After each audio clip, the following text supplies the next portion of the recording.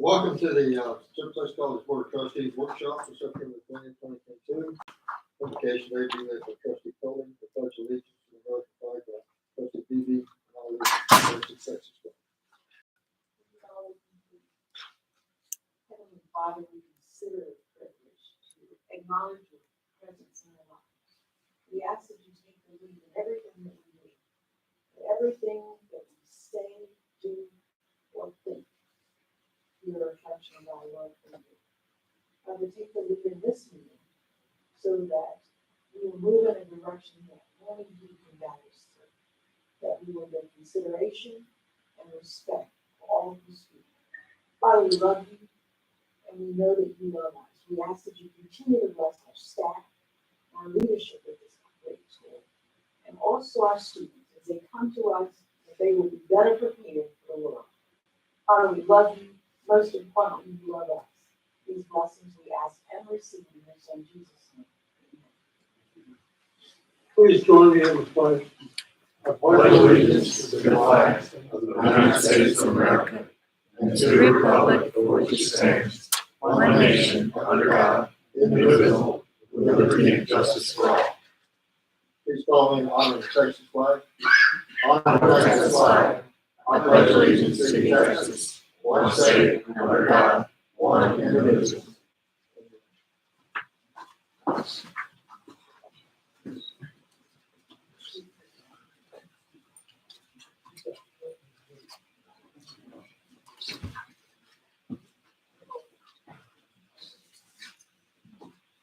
We have a quorum present today, and this meeting is being recorded. Members of the public may access this meeting through the Texas College website.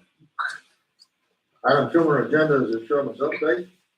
And just as an update, Trustee Armstrong is in for surgery today. That's why he's not with us. So your prayers with him and his family. Other item of interest is the tax investment reinvestment zone. I attended the meeting we had last week and had a handout prepared for the trustees. The significance of it is that the last time we talked about this, we talked about the planned expenditure of funds around the front gate, east gate of Fort Hood, whether the east gate on Lancaster Avenue. That was approved and will be implemented in phases, beginning as soon as the city can do the contracting. As a financial update, give you the annual report of where we ended July 31st, 2022. The amount of fund balance, a little over $2 million. And how we got there is continued on those next two pages. The different entities over the years, but it's contributed. The last contribution Central Texas College was $38,099. New item that came up. You remember the Las Colinas project where we sold the property out in the airport several years ago. Some of you were here when that happened. There's a new group coming in requesting financial assistance. It's called the Hampton Park. A couple of pages there give you some perspectives on what it's going to look like. Next to the last page, the area is outlined in red around the yellow. Gives you some idea of exactly where it is located. On the next page, it gives you the prospect of what the 203 acres would look like, what they put in there, business, offices, multi-family units, and New Street, personal thing. Again, that's on the drawing board.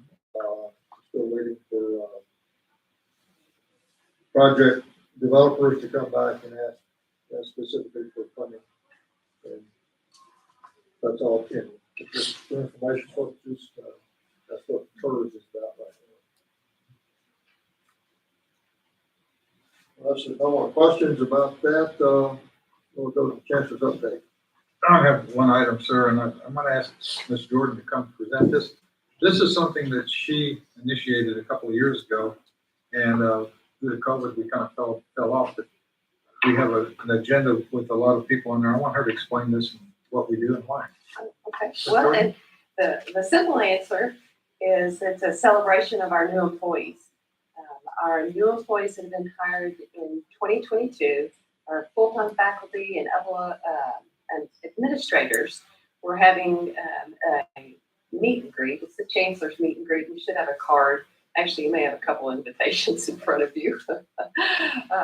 But we've got a list of our individuals that are newly hired or newly promoted into upper level positions. And this will be next Tuesday at 8 o'clock over in the ballroom area. It's an informal celebration. We're going to ask the individuals just to get up and introduce themselves. And we're just going to, it's like a get to know you session, celebration of our employees.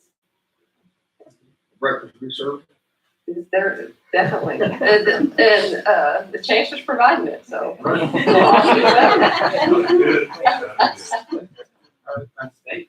should have asked Ms. Jordan for that, should I? Hopefully some of the board members will be there. We'd really like that. I know the employees would like to meet you, so. Anyway, thank you, Helen. Sure. Appreciate it. That's all I have, sir. The next item on our agenda is grants, and Dean Dawson and Dean Buckley and Dr. Clark.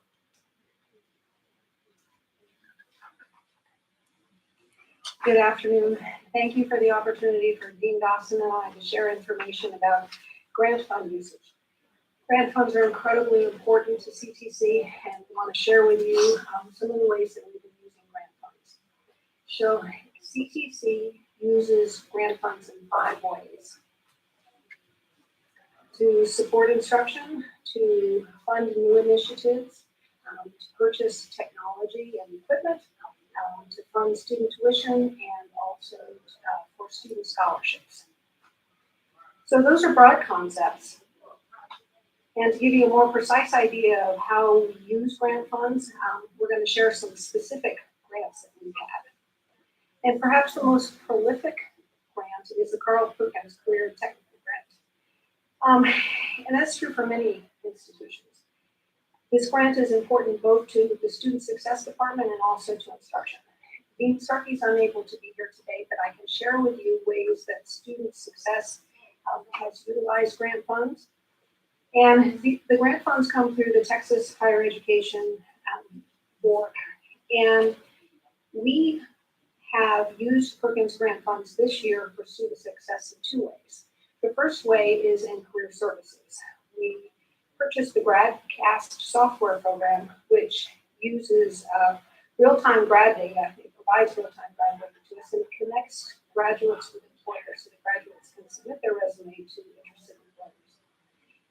It collects information that we can use, employment data and graduate data, and that we can use in our planning and in our analysis. The second way we use grant funds in student success is in the Academic Success Center. We use Perkins funds to purchase and lend textbooks for students, and instructional support materials for child care assistance, and for transportation support for qualified CTE students. This is focused on career technical students that have a financial need and are part of a special population. And if you're wondering what a special population is, Perkins defines special population in 7 ways: individuals with disabilities, single parents, including single pregnant women, individuals from economically disadvantaged families, low-income youth and adults, individuals preparing for non-traditional fields, and individuals who are out of the workforce or who are homeless. So through the use of Perkins funds, the student success area has purchased textbooks equivalent to about $40,000, serving 288 CTE students, provided about $30,000 worth of child care for CTE students, and $20,000 towards 400 CTE students who needed assistance with transportation in order to come to CTC. So a second grant that CTC receives is the TRUE Grant. And the TRUE Grant stands for Texas Reskilling and Upskilling for Education. We have used these grant funds to purchase equipment. We've purchased Snap-on certification equipment in our industrial technology area, where students can earn certifications, they're industry recognized certifications, and they can be used in diverse disciplines such as auto, construction trades, HVAC, welding, and these are certifications that are very popular in industry. And since May, we have certified 225 certificates. And this grant ends at the end of September, so we have a little bit longer in this grant. A third grant that we've received and used is through Texas Workforce Solutions. And this grant is designed on incentivizing continued service for early childhood teachers. So teachers who are eligible to receive $450 a semester of incentive pay if they have continued service with us. So we have had 7 childhood development teachers who have received incentive payments, $8,250, and this also ended at the end of August. A fourth grant that we have used is the Nursing Innovations Grant. This is also through the Texas Higher Education Coordinating Board, and it focuses on increased use of technology for improving nursing instruction.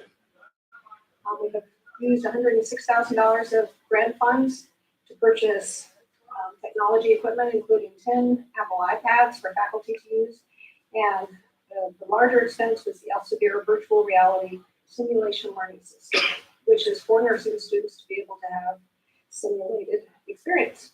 That served 45 nursing students so far, but will continue because we have the equipment now. We have a little bit more money to spend before the grant ends at the end of November.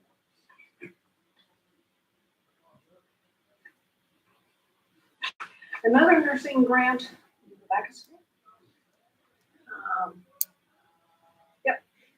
another nursing grant that is not listed on the screen is the Nursing Shortage Reduction Program.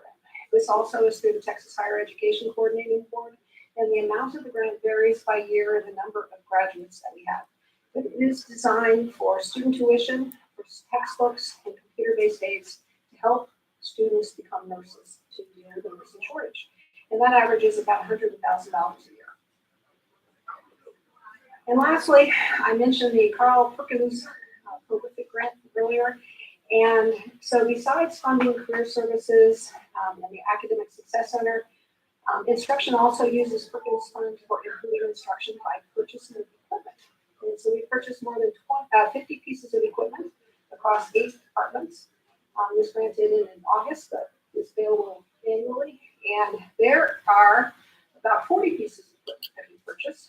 And in the upper left corner, that is our hyper realistic simulator for emergency medical technician. And you can see across his chest that does automatic compressions. And that's a piece of equipment that is used by in the field. And so it's very important that students know how to use that when they go out in the workplace. And so that's been incredibly helpful. In the upper right corner, looks like a discount superhero. It's actually called the Red Man suit. That is for tactical training for protective services. So they can do baton training, defense tactics.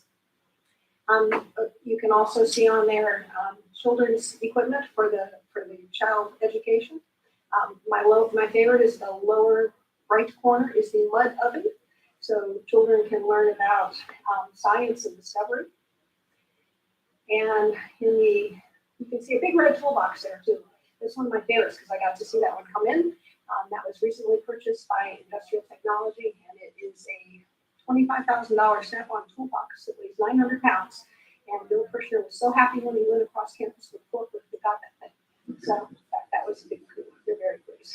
You can also see on their kitchen equipment, reach-in refrigerator, a fondant sheet maker down on the low next to the mud oven at the bottom there that makes sheets for pastries, pies, and so lots of good equipment that we have been able to purchase through grant funds. So we're absolutely delighted to have grants available to us. And can I answer any questions about any of that before Dean Dawson speaks to you? Yes. Sure. How does a student have knowledge? How do they gain knowledge about the support that's available to them? You know, that's a really good question because it's important that we communicate within the college when grant money is available. And sometimes it's through that. We get the word out through advisors, through the department. When recruiting students. Sometimes it's on an individual basis. For instance, I had a student contact me a few weeks ago, and he was having a hard time with financing for living, and we have grant monies available that they can actually go in and complete an E3 form and fill out a request for grant money for help with any of those categories. So he was able to get emergency funds to help him live. So it can be widespread or it can be very individualized. What do you do personally to ensure that the knowledge, they have the knowledge of these options? That also is a good question. And to be honest with you, having only been here 3 months, I haven't done a lot yet, but I can see what I need to do. That is good also. So we are considering applying for a grant that is partnered with Temple College. And so one of the questions that we have had to answer is for logistics. And so one of the questions we need to answer is how are we looking to recruit students? How are we going to engage in outreach? How are we going to find this is specific towards Latinx population? So we need to work with people in admissions, people in advising, and people who the recruiters, so that when they go out into the community, they're well informed of what the stipulations of the grant are, what the requirements of the grant are, and that's my job to communicate that. You know, I was just talking about another situation, but if I'm one of those students that is not aware of the options for help, I tend to pull back when I'm in a difficult situation. And I wouldn't know to ask. I wouldn't even be motivated to reach out to you. I would just pull away. And the next thing you know, I wouldn't be in class. So you don't have to have the answers now. I just need to know that somebody is thinking about, do we put information on bulletin boards? Do we put it online? How do we get to that student that's Brenda Kohler that will just go away? Of course. We have various student support departments, and so you're absolutely right. One of the challenges is how do we let students know what opportunities are available? So a big part of it is through our faculty. We have early alert systems. We need to know what's going on with the student. If the student is not coming, we don't know if they have a transportation issue or if they have a childcare issue. So part of that is reaching out to students to find out what is going on, what is your situation, and then based on that, how can we help you? But other than that, thankfully we have good communication systems at CTC where we can send mass messages to students that we regularly do to ensure that they know what services we have. And exactly like Dean Bach said, sometimes it's an individual service where you have to find out what the student's particular need is or what their situation is. And then other things we put out and we hope that students take advantage of that. I had recently had a conversation with Dr. Garrett, and one thing we decided it would be nice to have one resource that displays all the services that we have.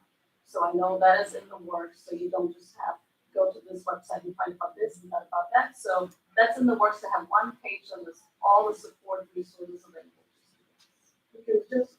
Because I know you know this, but people don't always absorb information the same way. You've got to try a number of different avenues. So thank you for interjecting that. But I always think about that student that just goes like, you don't know what happened to him or her or what's going on. They're private, they're maybe an introvert, and they just pass it. And I just want to make sure we're using multiple sources to try to reach out to students. Thank you. In the early part of your presentation, I noticed that we have a bunch of grants that are about to end. Mhm. I assume we have an ongoing program to re-up those. We do. We continually apply for grants as they become available, and many of these grants are renewable each year, and we do apply for those and continue. Are they yearly grants, multi-year grants, Some are, yes. Some are a little of multi-year. everything? Some are one term and one term only, and some are multi-year. And if it's multi-year and it's been worked well for us, we would definitely apply for it to be renewed. Thank you. Dean Dawson?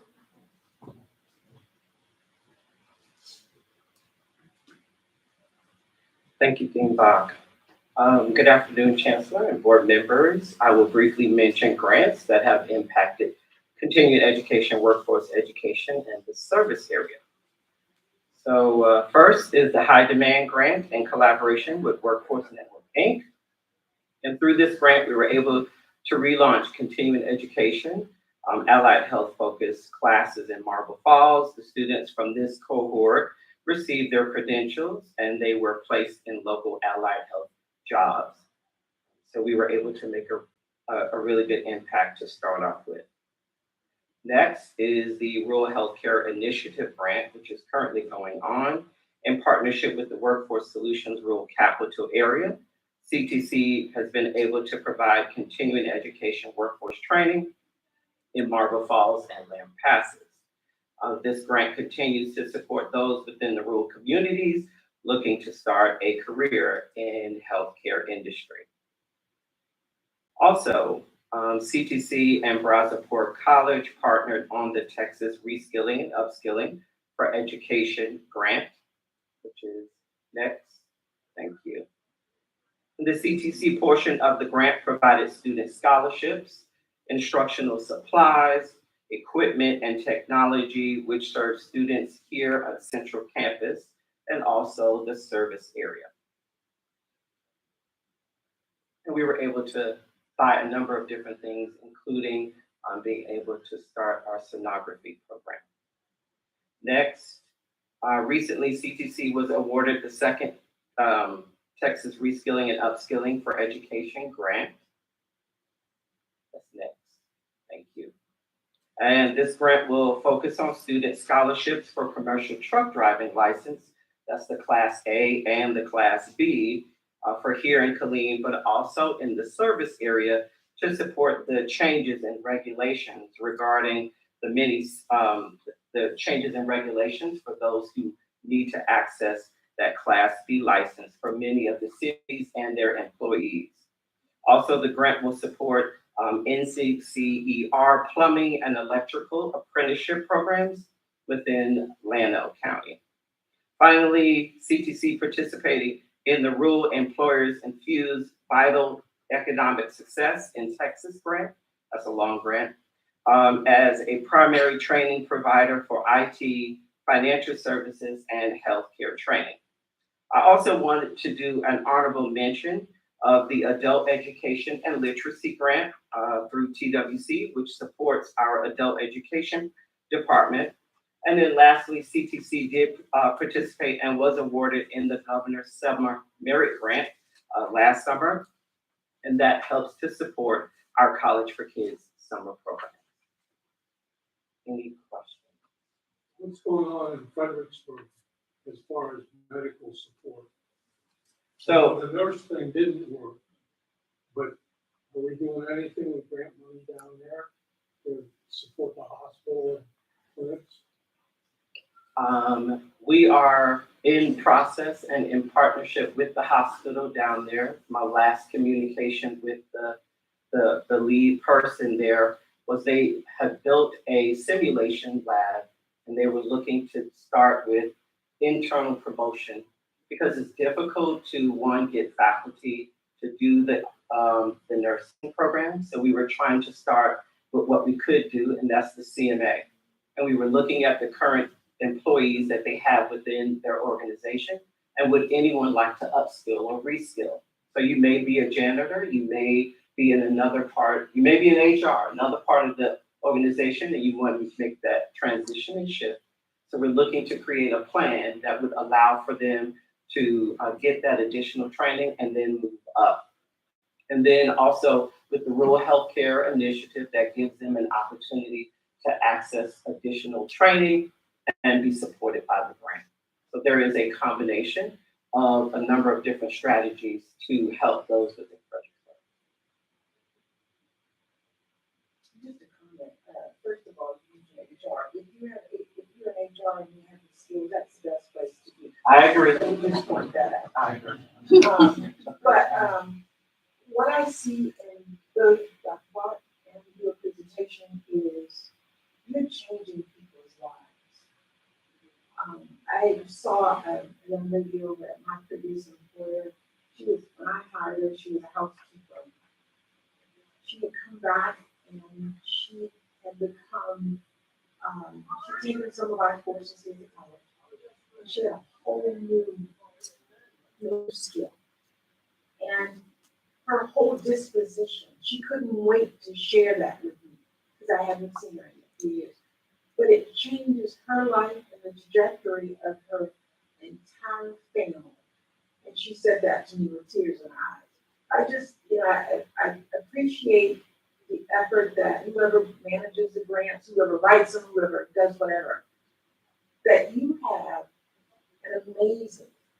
you give an amazing opportunity to change people's lives for generations. So thank you. Thank you for doing it and the heart with which you do it. Thank you for that. I don't want to speak for Dean Bach, but for myself, and I'm sure many of those who are dealing with grants, it is a lot. It is a learning curve. I jumped into one within months of being here. But it is for that. It is for that very reason. Knowing that on the other side of that and on the other end of that is lives that are changed because we were able to support, we were able to buy uniforms so people don't have to worry about that, buy textbooks and things like that. So again, students could focus on their learning and provide supplemental content and materials because we know, as you said, people learn in different ways. So we have to provide some content within the classroom, but also things to support them outside so that they can move forward. I appreciate it. Thank you.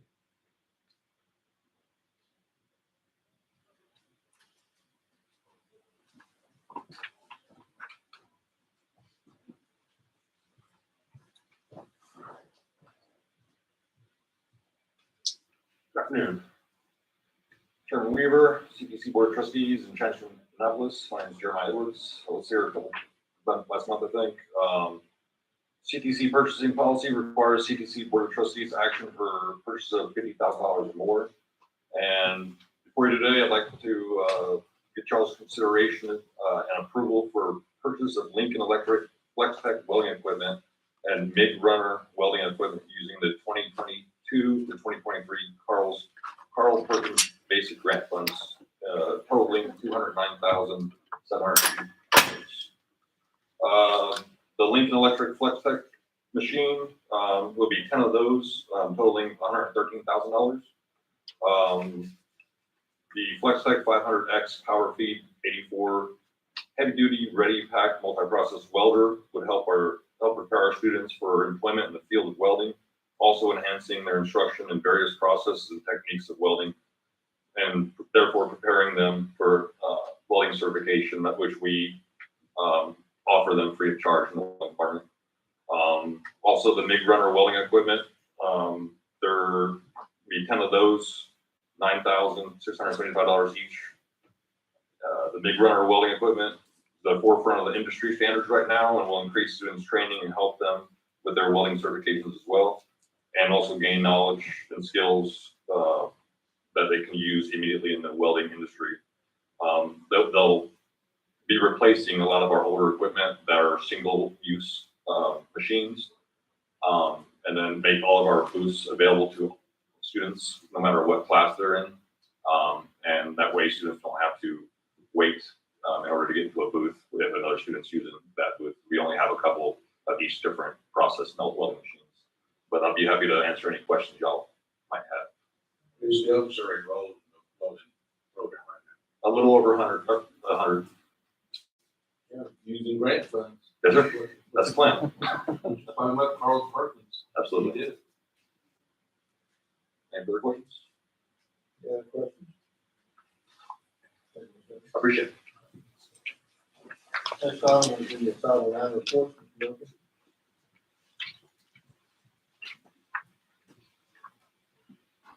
Good afternoon, Chairman, Chancellor, and board members. Today I will be presenting the annual Title IX report that covers the period of September 1st, 2021 through August 31st, 2022.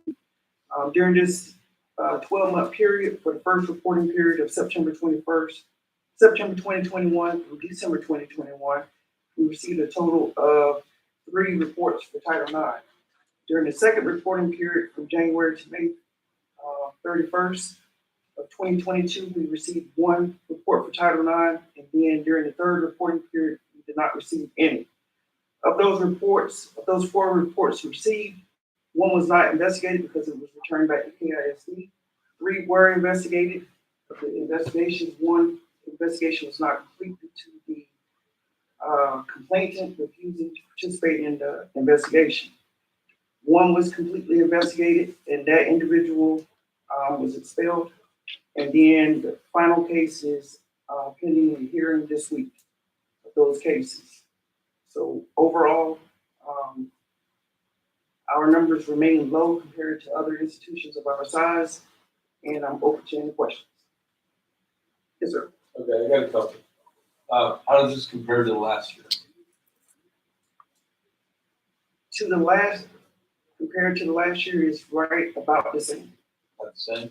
Right. Okay, and then my second question, that everybody else has their questions of.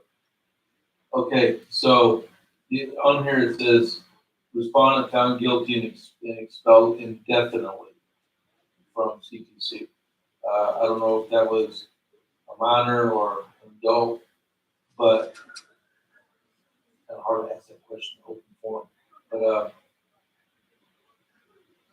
can you tell me if that person actually broke the law? And if they did, was it referred to law enforcement agencies outside either, do they go to Bell County or do they go to Cordell County? If you had to refer someone out. So that individual was expelled from CTC. The report was taken to Bell County, but that's as far as I can go with that. Okay, but it was referred out. Okay, that's good. Thank you very much. Appreciate it. Any other questions? Thank you. Thank you. Next item is the chancellor's proposed travel schedule. Mr. Knopf. Yes, sir. My quarterly travel projection, September 19th, I will attend a TACC quarterly board meeting down in Austin for CEOs. December the 1st to the 6th, I have my duties and responsibilities with Southern Association of Colleges and Schools, Commission on Colleges annual meeting and Board of Trustees meeting. So I will be there. Those will be my 2 travel trips for the quarter. I'm not going to the AUSA conflict, so I need to stay here. Any questions, Mr. Knopf? Are you sending anybody to the AUSA? I can't remember. Dr. Eddie, are you going? No. Dr. Carter? No. I don't believe the others.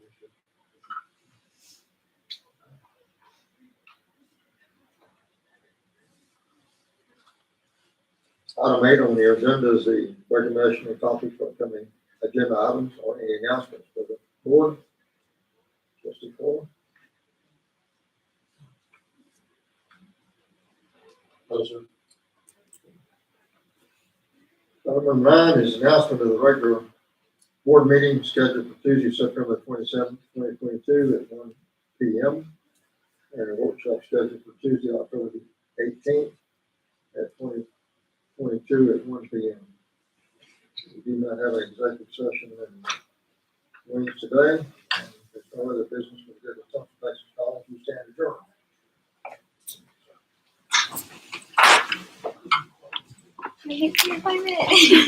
Yes. Yes. 55 minutes. Yeah, I'm doing good. I won't be able to help her. What am I gonna do?